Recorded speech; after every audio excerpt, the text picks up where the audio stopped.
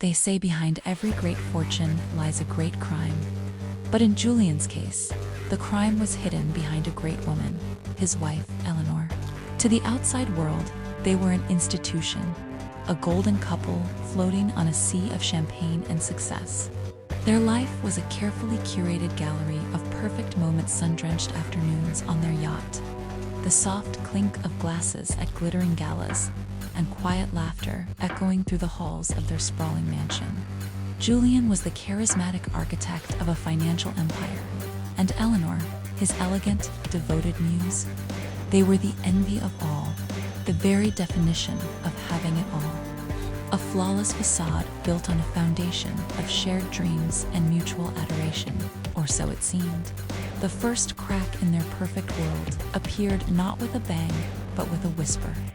While searching for a misplaced property deed in Julian's private study, Eleanor's hand brushed against a false panel behind a row of leather-bound classics. Inside, she found not just a ledger filled with cryptic numbers and offshore accounts, but a burner phone, its screen lighting up with messages from names she didn't recognize. Suddenly, a montage of unsettling memories replayed in her mind.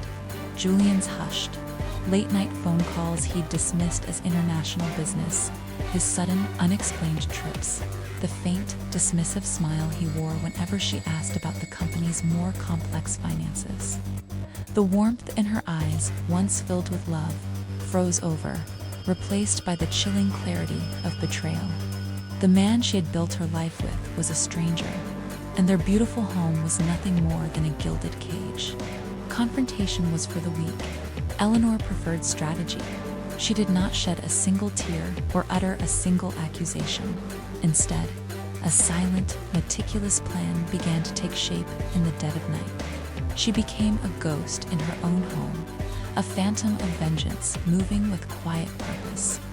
Her smartphone's camera, once used for capturing happy memories, now discreetly photographed every incriminating page of the hidden ledger. While Julian slept, his laptop became her war room, its secrets downloaded onto a hidden drive. She made hushed, encrypted calls to a trusted financial investigator, her voice a steady, low murmur as she laid out the pieces of her husband's treachery. Each piece of evidence she gathered was another stone in the foundation of his downfall, and she was laying them with the precision of a master builder. The stage for the final act was set at the annual Sterling Industries Charity Gala, the pinnacle of the social season and the jewel in Julian's corporate crown. As he worked the room, radiating charm and accepting accolades, Eleanor watched him with a serene smile. When it was her turn to speak, she approached the podium, a vision of grace and couture. The crowd fell silent. "Tonight," she began, her voice resonating with calm authority, "in the spirit of transparency and giving, I am thrilled to announce a surprise restructuring of our company's charitable assets." With a practiced smile, she detailed a massive immediate donation to a fraud victims fund, citing the very offshore accounts and shell corporations from Julian's secret ledger as the source. She masterfully exposed his entire criminal enterprise under the guise of an unprecedented act of philanthropy, leaving him no room to deny it without incriminating himself. The fallout was immediate and catastrophic. Julian's face, broadcast on the large screens behind the stage, contorted from confusion to panic, then to utter disbelief. The polite applause faltered, replaced by stunned silence and urgent whispers.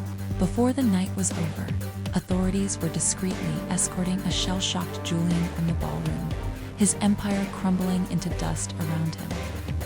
The final shot is not of his despair, but of her quiet triumph. Eleanor stands alone on her penthouse balcony, the city lights twinkling below like scattered jewels. A single tear traces a path down her cheek, not of sorrow, but of release and satisfaction. She had lost a husband, but had reclaimed herself.